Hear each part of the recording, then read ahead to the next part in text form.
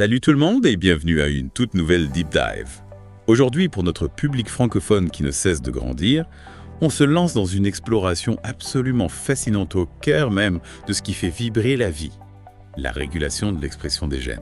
Ah oui, on peut dire ça comme ça. Imaginez un peu, c'est comme comprendre comment vos cellules, chacune contenant le même plan fondamental, savent précisément quelles instructions suivre et à quel moment. C'est exactement ça. Et c'est un sujet d'une importance immense qui touche à tout, des processus cellulaires les plus simples à la complexité de la santé et du développement humain. Absolument.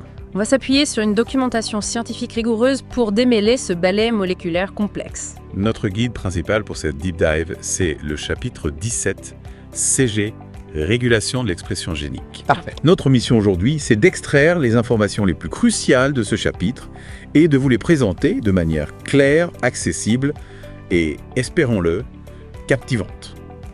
On veut vous donner une compréhension solide de ce processus biologique fondamental sans vous noyer dans les détails.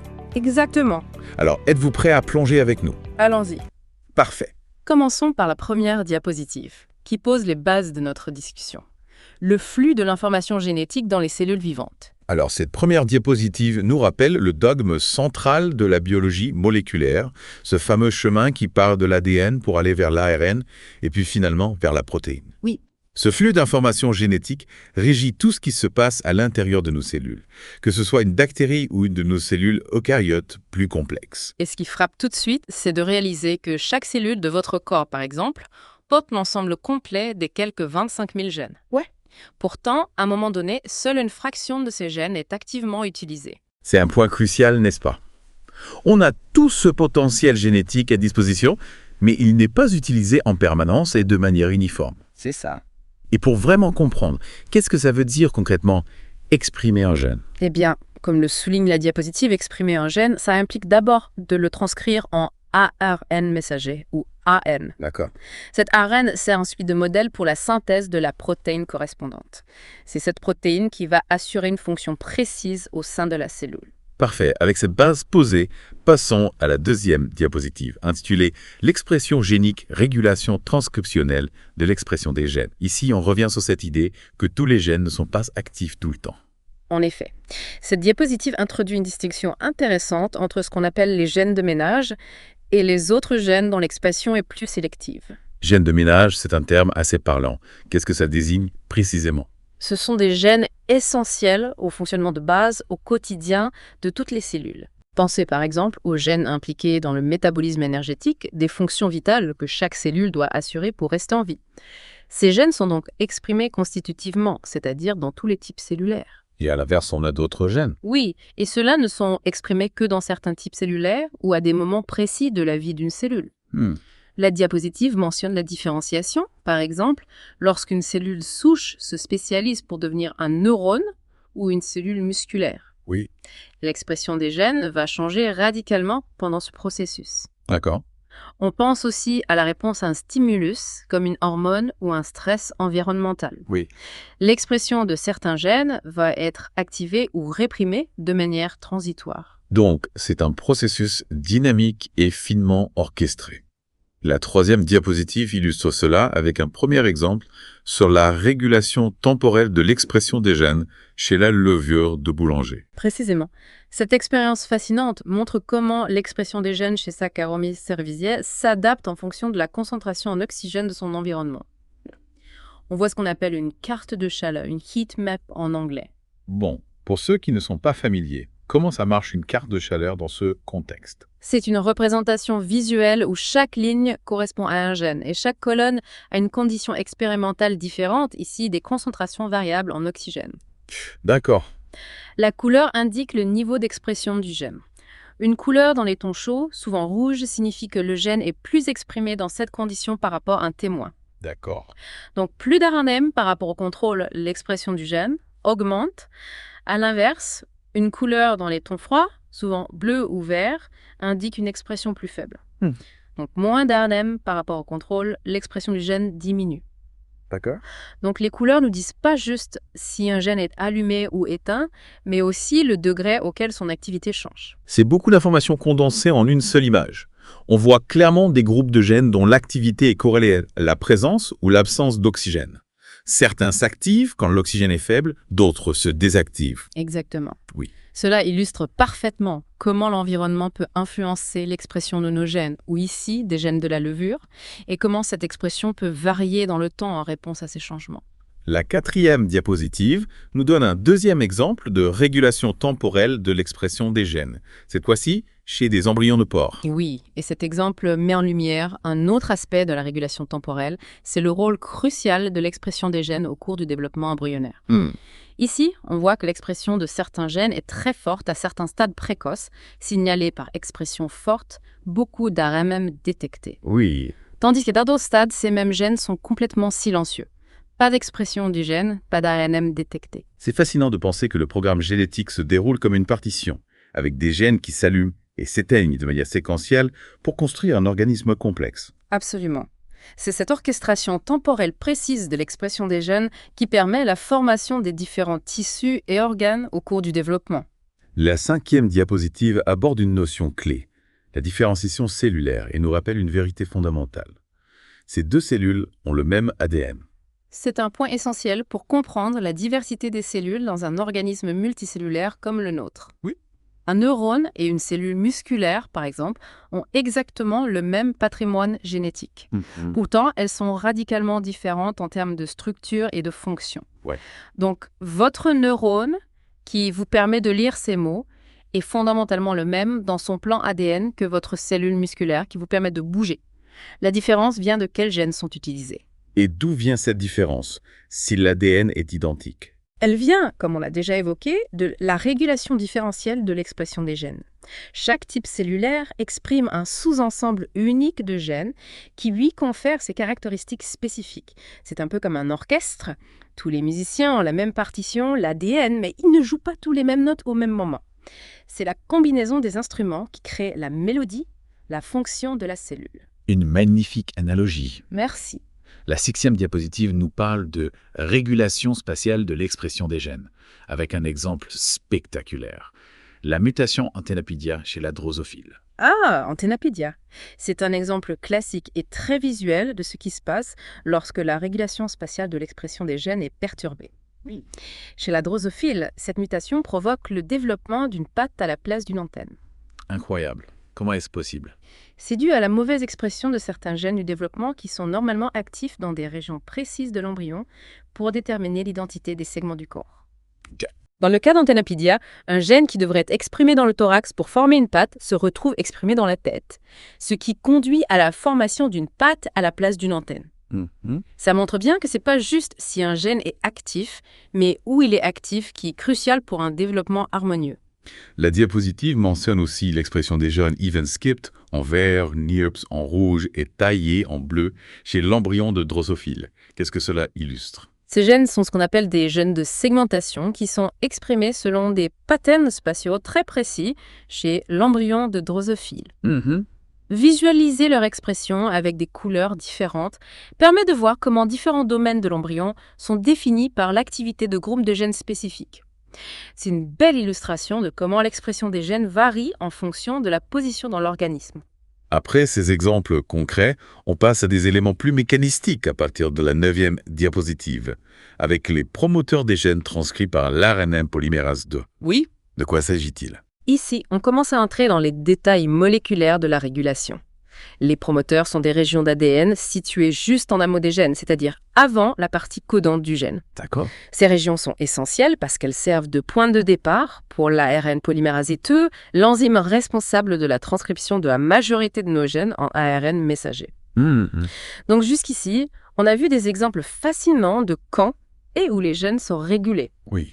Maintenant, on zoome sur l'ADN lui-même et on regarde les régions précises qui agissent comme des interrupteurs de contrôle pour cette régulation. La diapositive suivante, la 10e, mentionne brièvement TFID. Quel est le rôle de cet acteur? TFID, c'est un complexe protéique très important. C'est un facteur de transcription général qui joue un rôle clé dans l'initiation de la transcription. D'accord. C'est le premier à se fixer sur le promoteur et il recrute ensuite d'autres facteurs de transcription et l'ARN polymérase 2 pour former le complexe d'initiation de la transcription. Donc on peut imaginer TFID comme le premier intervenant crucial sur la ligne de départ d'un gène qui reconnaît le promoteur et signale aux autres acteurs importants qu'il est temps de commencer à lire le code génétique. La 11e diapositive s'intéresse à l'identification des séquences cis-régulatrices par mutagénèse. Qu'est-ce qu'une séquence cis-régulatrice et comment la mutagénèse nous aide à les identifier? Les séquences irrégulatrices, ce sont des séquences d'ADN non codantes situées à proximité des gènes qu'elles régulent. D'accord. Elles servent de site de fixation pour des protéines régulatrices, les facteurs de transcription dont on va parler plus en détail tout à l'heure.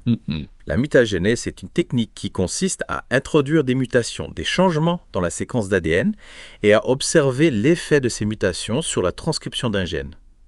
Si une mutation dans une région en amont d'un gène affecte son expression, ça suggère que cette région est une séquence régulatrice.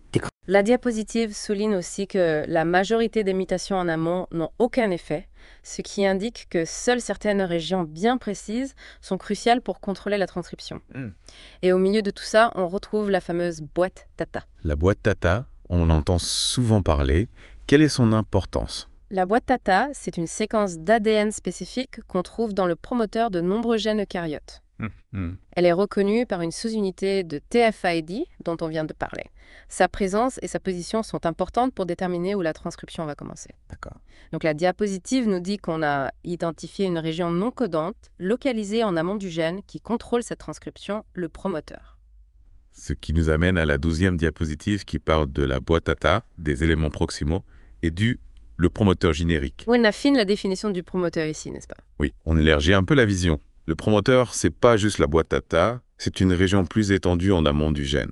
On y trouve la boîte Tata, mais aussi d'autres séquences régulatrices qu'on appelle éléments proximaux, parce qu'ils sont situés à proximité du site d'initiation de la transcription. L'idée d'un promoteur générique fait référence à ces séquences qui sont reconnues par des facteurs de transcription généraux, ceux qui sont nécessaires à la transcription de la plupart des gènes. La 13e diapositive met l'accent sur le rôle des facteurs de transcription. On nous dit que le promoteur est reconnu par des protéines qui aident la polymérase à reconnaître une séquence codante, et ces protéines, ce sont justement les facteurs de transcription. On distingue les spécifiques des généraux. C'est un point central. Les facteurs de transcription, ce sont des protéines qui se fixent sur des séquences d'ADN spécifiques, comme la boîte Tata ou les éléments proximaux.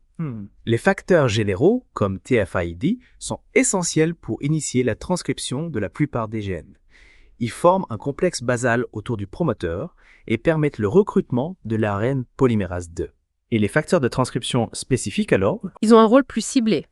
Ils se fixent sur d'autres séquences régulatrices et peuvent activer ou réprimer la transcription de gènes particuliers en réponse à des signaux spécifiques, comme on l'a vu avec les exemples de la réponse à l'oxygène ou du développement embryonnaire. La diapositive rappelle aussi l'importance du promoteur proximal. La 14e diapositive est très dense, avec un tableau impressionnant de Binding Site Consensus Sequences. Qu'est-ce que c'est exactement? Ah, ça c'est le cœur de la régulation.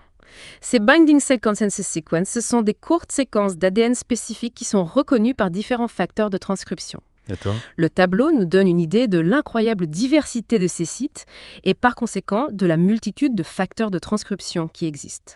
Chaque facteur de transcription a sa propre séquence d'ADN préférée sur laquelle il va se fixer. Imaginez ces séquences consensus comme des petits mots spécifiques dans l'ADN que certaines clés de facteurs de transcription sont conçues pour reconnaître et s'y fixer. C'est comme une serrure et une clé au niveau moléculaire, chaque facteur ayant sa propre serrure sur l'ADN. Exactement. Et la présence de ces séquences consensus dans la région régulatrice d'un gène va déterminer quels facteurs de transcription peuvent s'y fixer et donc influencer l'expression de ce gène. D'accord. La longueur et la séquence de ces sites peuvent varier légèrement, d'où le terme consensus. La 15e diapositive insiste sur cette diversité des facteurs de transcription et des éléments cis-régulateurs. On comprend que c'est cette diversité qui permet un contrôle très fin de l'expression des gènes. Absolument. Avec un grand nombre de facteurs de transcription différents, chacun reconnaissant des séquences d'ADN distinctes, la cellule a la possibilité de réguler très précisément l'expression de chaque gène en fonction du type cellulaire, du stade de développement, des conditions environnementales. C'est une complexité qui permet une adaptation et une spécialisation cellulaire remarquables. On passe ensuite aux interactions entre protéines et l'ADN. Sur la 16e diapositive, avec l'introduction du motif en bois de zinc, de quoi s'agit-il? Ici, on s'intéresse à la manière dont les facteurs de transcription se fixent physiquement à l'ADN. Les motifs structuraux, comme le doigt de zinc, sont des domaines spécifiques au sein de la protéine du facteur de transcription qui sont responsables de cette interaction. Le motif en doigt de zinc tire son nom de sa structure tridimensionnelle, stabilisée par un ion zinc, qui ressemble un peu à un doigt qui peut s'insérer dans le grand sillon de la double hélice d'ADN. La 17e diapositive nous présente un autre motif, le motif tyrette-hallucine. Comment fonctionne-t-il? Le motif en tyrette-hallucine, c'est un autre type de domaine protéique impliqué dans la liaison à l'ADN, mais aussi souvent dans la dimérisation, c'est-à-dire la formation de paires de protéines. Il est caractérisé par la présence d'acides aminéleucines à intervalles réguliers le long d'une hélice alpha. Ces leucines, hydrophobes, interagissent entre elles comme les dents d'une fermeture éclair, d'où le nom. La structure ainsi formée permet ensuite à une autre partie de la protéine de se lier à l'ADN. La diapositive 18 nous présente une technique expérimentale. Mise en évidence de protéines qui interagissent avec l'ADN par variation de mobilité électrophorétique. C'est un peu long comme nom. Qu'est-ce que ça nous permet de faire? Cette technique, on appelle MSA en anglais pour Electrophoretic Mobility Shift AC, est une technique très utilisée pour détecter et étudier les interactions entre les protéines et l'ADN. Le principe est le suivant. On prend un fragment d'ADN marqué, une sonde libre, free probe en anglais, et on le fait migrer sur un gel d'électrophorèse. D'accord. Si une protéine se lie à cette sonde, le complexe protéine-ADN sera plus gros et migrera plus lentement sur le gel. Bon en anglais. On observe donc une bande décalée, shifted en anglais. Et la mention super shifted avec l'ajout d'anticorps. C'est une astuce pour identifier précisément la protéine qui se lie à l'ADN. D'accord. Si on ajoute un anticorps spécifique d'un facteur de transcription suspecté et qu'il se fixe ce facteur déjà lié à l'ADN, le complexe va devenir encore plus gros et migrer encore plus lentement sur le gel, créant une bande super décalée, super shifted. Les exemples A, B, C, D et les échantillons C et D illustrent différents résultats possibles de cette expérience, avec ou sans ajout d'anticorps contre des facteurs hypothétiques X et Y. La diapositive 21 parle de la purification de facteurs de transcription par chromatographie d'affinité. Comment ça marche en pratique? La chromatographie d'affinité, c'est une méthode élégante pour isoler des protéines spécifiques à partir d'un mélange complexe. Oui. Dans le cas des facteurs de transcription, on utilise une colonne remplie d'un matériau auquel sont fixés des fragments d'ADN contenant le site de fixation connu du facteur de transcription qu'on veut purifier. D'accord. Lorsqu'on fait passer un extrait cellulaire à travers cette colonne, seul le facteur de transcription qui reconnaît cette séquence d'ADN va s'y fixer et être retenu. Les autres protéines sont éliminées par lavage. D'accord. On peut ensuite éluer, c'est-à-dire libérer le facteur de transcription purifié en utilisant une solution qui perturbe son interaction avec l'ADN. La diapositive 22 résume la fonction des facteurs de transcription. Ils permettent le choix des gènes à exprimer, ce qui conduit à la transcription ARNM, puis à la synthèse protéique. C'est le fil conducteur de notre discussion. Exactement. Les facteurs de transcription sont les chefs d'orchestre de l'expression des gènes. Ouais. En se fixant à l'ADN, ils déterminent quels gènes vont être transcrits en ARN messager, et donc quelles protéines vont être produites par la cellule. Ce processus est au cœur de toutes les fonctions biologiques. Les diapositives 23 et 24 explorent le mode d'action des facteurs de transcription.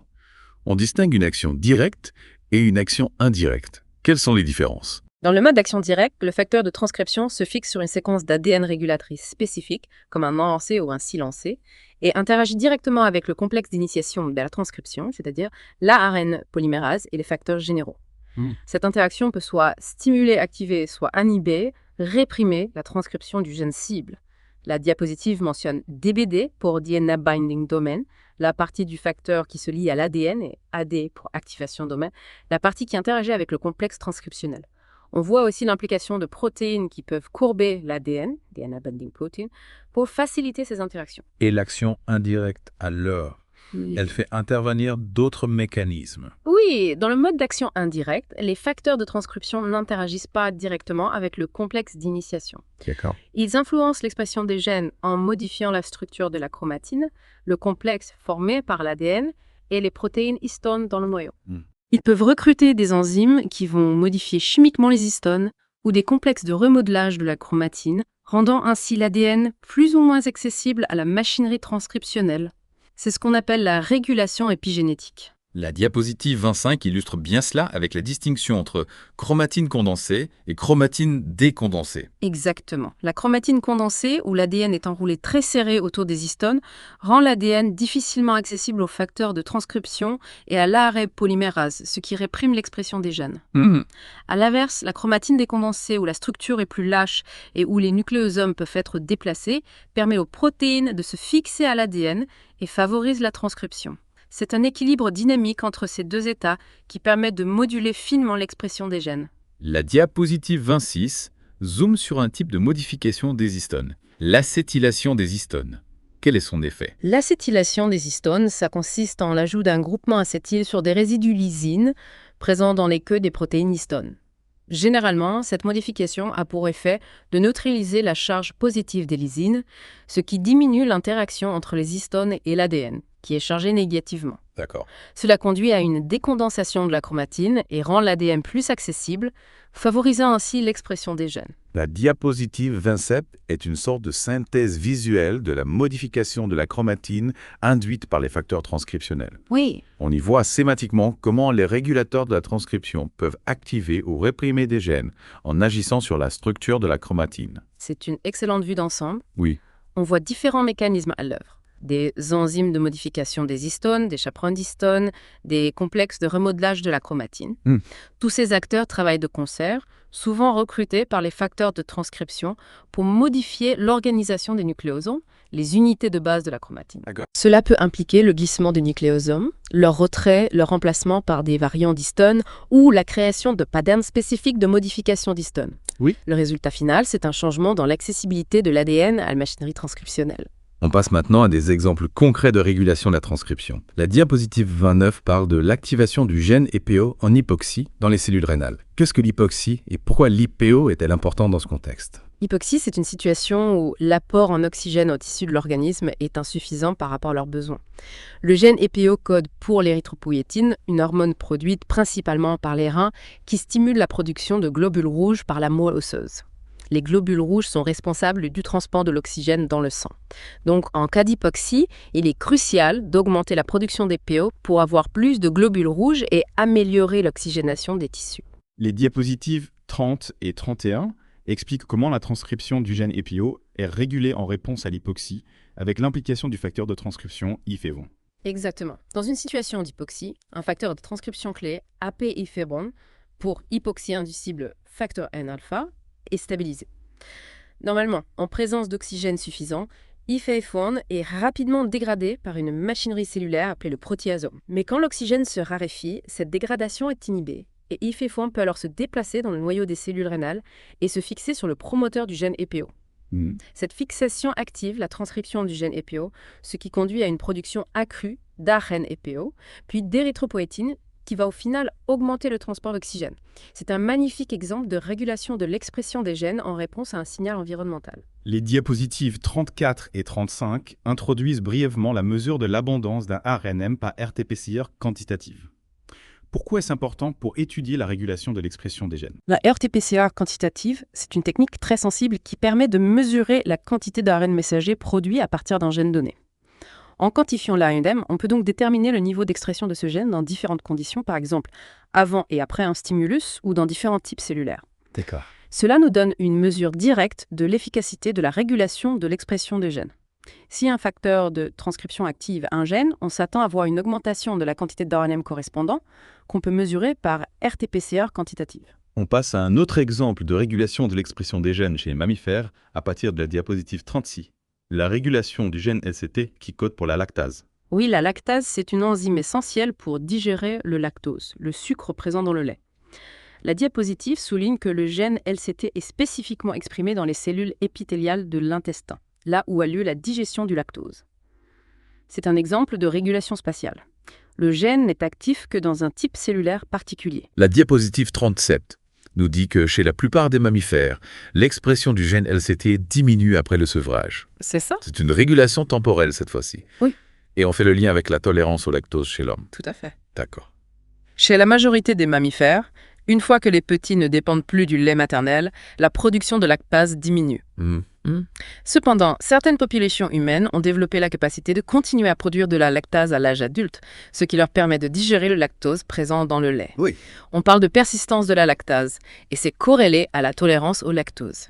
La diapositive 38 propose une hypothèse d'une évolution biologique sélectionnée par la culture et parle d'une variation génétique, un SNP proche du gène LCT, associé à la tolérance au lactose. C'est une histoire fascinante qui illustre l'interaction entre notre génome et notre environnement culturel. L'hypothèse, c'est que la domestication des animaux producteurs de lait et la consommation de lait à l'âge adulte ont créé une pression de sélection pour les individus porteurs de mutations qui maintiennent l'expression du gène LCT après le sevrage. Un SNP, une variation d'une seule base nucléotidique dans l'ADN, située dans une région régulatrice près du gène LCT, a été identifié comme étant fortement associé à la persistance de la lactase. Ce petit changement dans l'ADN a des conséquences importantes sur l'expression du gène. Finalement, la diapositive 39 s'intéresse plus spécifiquement à la regulation of the LCT gene by Octomore. On voit une conversation entre Linda et Chris qui sont un peu perplexes. Oui. Quel est le rapport entre Octin et cette histoire? Octin, c'est un autre facteur de transcription qui joue un rôle dans la régulation du gène SCT. Contrairement aux facteurs généraux qui se fixent sur le promoteur proche du gène, environ 80 paires de bases en amont, Octin se fixe sur une région enhancée située beaucoup plus loin, environ 13 910 paires de bases en amont du gène SCT. D'accord. Les avancées sont des séquences régulatrices qui peuvent se trouver à des distances considérables du gène qu'elles régulent et qui peuvent interagir avec le promoteur grâce à la courbure de l'ADN.